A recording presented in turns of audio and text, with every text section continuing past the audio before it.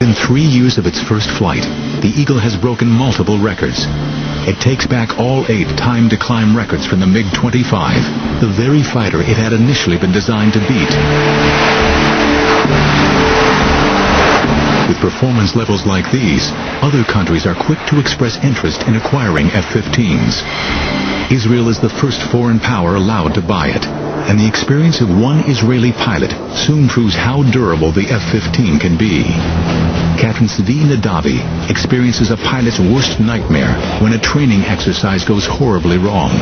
He is flying a simulated airfield defense mission and is tasked with intercepting hostile aircraft when disaster strikes. I saw what in hindsight was the number 3, which is the leader of the rear pair, and he was upside down, and I was at around 14,000 feet, and I shot a missile. Even though he was upside down, he continued to go up, and I was like this, so it was stomach to wing. We couldn't see each other, and we collided.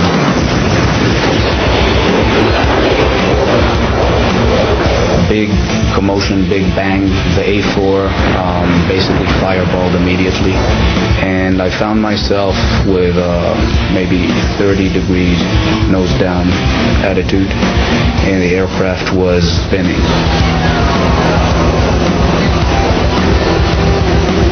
Right after the crash, I told my navigator, prepare to eject, we're going to eject.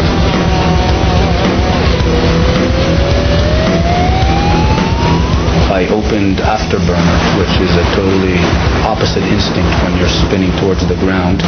Then the roll slowly stopped, and slowly I was able to bring the nose back up.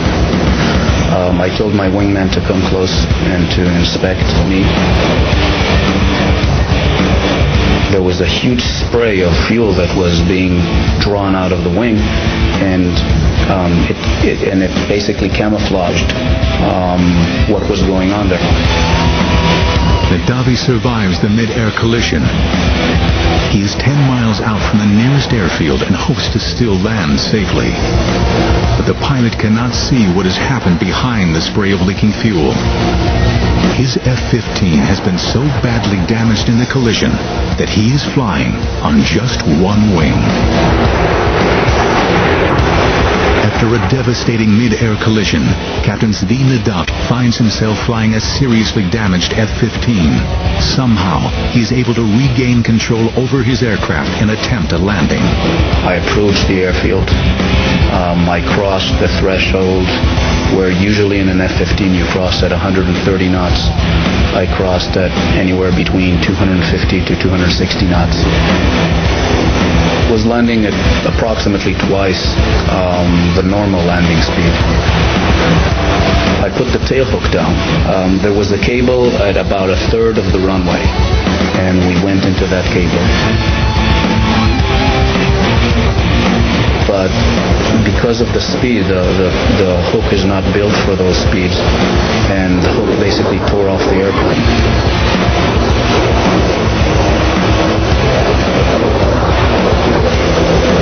We stopped maybe 20 feet short of the barrier. As I was running at the last 50 knots, bleeding off, my wingman said, "You're not going to believe what you flew on." And I opened the canopy, and I reached back to shake the hand of the navigator. And as I was reaching back, that was the first time that I looked and I saw that I didn't have a wing on the right-hand side. It's highly likely that if I would have seen it clearly, I would have ejected, because it was obvious you couldn't really fly an airplane like that. I don't think any other aircraft could have taken that amount of damage, or that portion of its flight surfaces removed and continued to bring us home safely.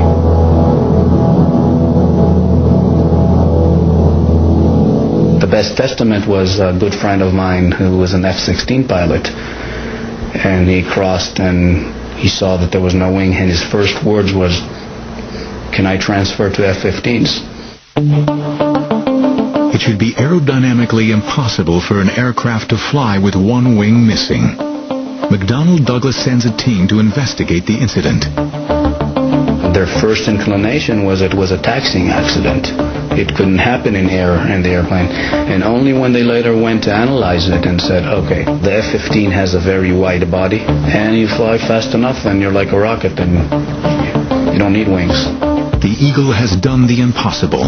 If a pilot can land an F-15 with just one wing, the plane should be able to endure unimaginable punishment on the battlefield. But nobody can tell at this stage how well the Eagle will perform against the dreaded MiG-25. The first good look at the MiG-25 came when a Russian pilot, Viktor Belenko, defected in his MiG-25 to Japan. The Japanese and the Americans hustled over the airplane, they dismantled